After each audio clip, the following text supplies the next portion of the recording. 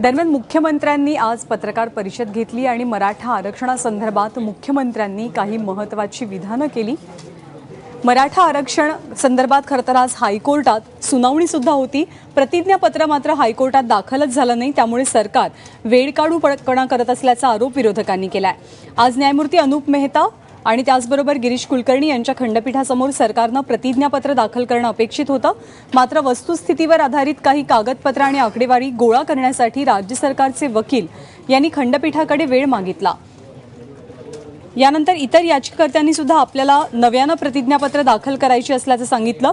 यावर कोर्टानं याचिकाकर्त्यांना 2 आठवड्यांचा तर राज्य सरकारला एकूण 4 आठवड्यांचा वेळ दिलेला आहे। 7 डिसेंबरला या सगळ्या प्रकरणाची पुढची सुनावणी होणार आहे।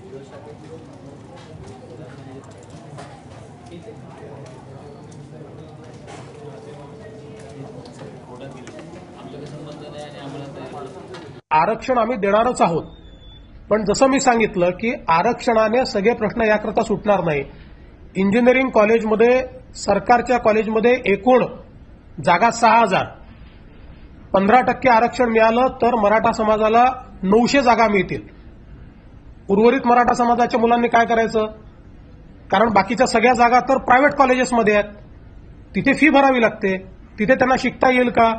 आणि म्हणून हा अतिशय स्पष्ट निर्णय या ठिकाणी राज्य सरकारने केला की त्यांना देखील ही पूर्ण संधी मिळाली पाहिजे आणि त्याकरता ही योजना आणलेली आहे। राज्य सरकार अतिशय स्पष्ट मताने पुढे चाललेलं आहे, आमच्या डोक्यात कुठलेही कन्फ्युजन नाही आहे। सरकार वेळकाढूपणा करत आहे हे तर सातत्यानं समोर येत आहे आणि आता तर उच्च न्यायालयामध्ये ॲफिडेव्हिट सादर करण्याच्या संबंधी सरकारने आता वेळ मागितला आहे, परंतु खरं सरकारला आरक्षण देण्याच्या संदर्भात सरकार गंभीर आहे का हा तर प्रश्न उपस्थित होतो आहे। सरकारने तो आता हा अंतिम इशारा समजला पाहिजे की ही जी आता शेवटची संधी न्यायालयाला दिलेली आहे, मला असं वाटतं की ती सरकारच्या दृष्टीने हा शेवटचा इशारा त्यांनी समजला पाहिजे।